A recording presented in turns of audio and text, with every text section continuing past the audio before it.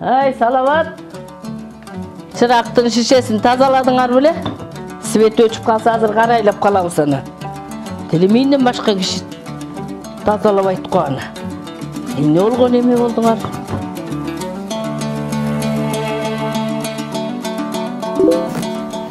Апаңыздын ушул сөзү эсиңиздеби? Мисалы менин эсимде. Анткени биз бала кезде бул сөздү укпасак баш ооруйт эле.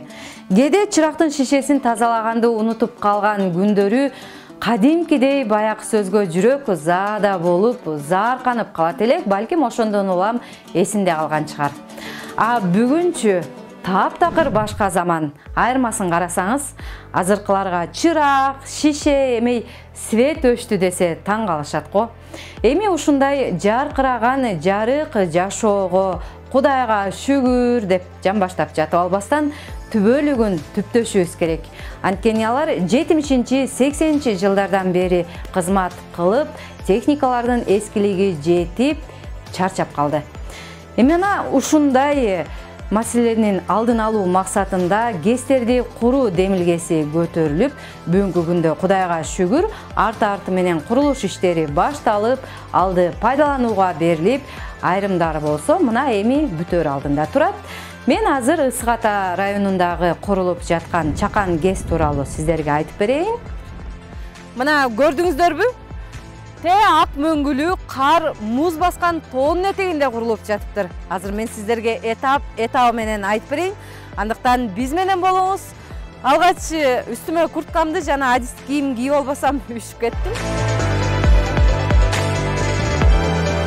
Мына өзүңүздөр көрүп жаткандай, бул жакта иштин 50%дан ашыгы аткарылып бүтүптүр. Куруучулардын айтымында азыр биринчи этапта турбиналык гидроагрегаттар үчүн пайдубалы түптөлүп бүткөн. Экинчи этап менен ошол турбиналык гидроагрегаттар орнотулуп, андан соң чатыры жабылат. Бул деген үй бүттү дегендей эле, Чакан ГЭС толук кандуу курулуп бүттү дегенди түшүндүрөт. Андан соң жогору жактагы суу сакталуучу жайдан суулар кое берилсе, бул Чакан ГЭС иштеп баштап, электр энергиясын бөлүп чыгара баштайт. Бул жакта болсо Чакан ГЭСке керектүү делген турбиналык гидроагрегаттардын бардыгы чет өлкөдөн алынып келиптир. Мына алардын бардыгын атайын жаап койгон, албетте күндөн, жаандан, кардан коргош үчүн. Мен эң негизги жана маанилүү делген бир гана тетик тууралуу айтып берейин. Бул ошол Чакан ГЭСтин жүрөгү деп саналат. Бул тетик спиралдык камера деп аталат. Түтүккө келген суу өтө катуу ылдамдыкта айланып отуруп, бизге электр энергиясын өндүрүп берет. А бул болсо жогорудагы суу сактоочу жайдан бөлүнүп чыккан сууну гидроагрегатка жеткирип берүүчү түтүк.